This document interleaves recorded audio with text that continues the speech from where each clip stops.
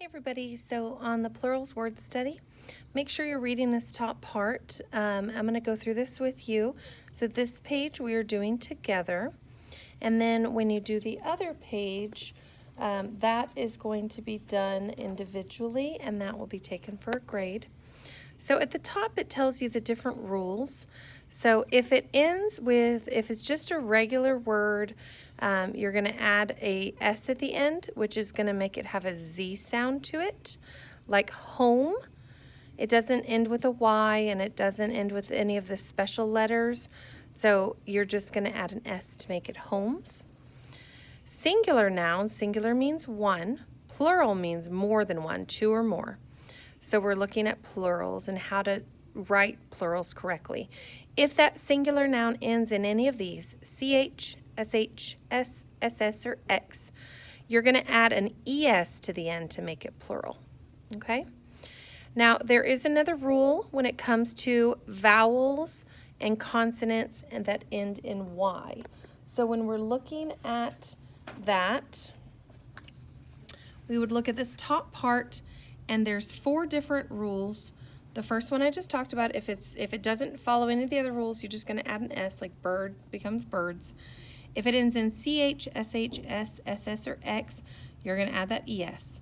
Now the other 2 rules, rule 3 and 4, is if it ends in a consonant Y, you're going to change the Y to I and add ES, like the word baby becomes babies. Because we're going to look at that, when we see it ends in a Y, we're going to look at the letter right in front of it. See, it ends in Y, so look at the letter right in front. If it's a consonant, which is any letter other than A, E, I, O, U, then we're going to change the Y to an I and add ES. Now, if it is a vowel, A, E, I, O, U, and then ends in Y, like the word boy or toy, you would then just add an S, okay? Or if it was the word bay, B-A-Y, you would just change it to bays, okay? So those are the rules. So today, the one we're doing together, it gives you the plural noun. It wants you to recognize the singular noun and say, what did they do? Did they add an S or an ES? So systems, we look at it, and they just added an S. So then it's S, and the base word that it came from is systems. A singular noun is one system. So this is brushes. We look at how it ended, ES.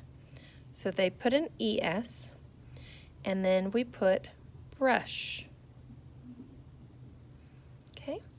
Next one is eyelashes. We're going to look at how it ends, ES. And the main singular is eyelash, taking off that ES. Herons. Heron is a bird. They just added the S at the end. And we write it without the S to say heron. All right, foxes. Now this is one of the X's right there. So you can see they added ES. And one is called a fox. All right, feathers. Just added the S.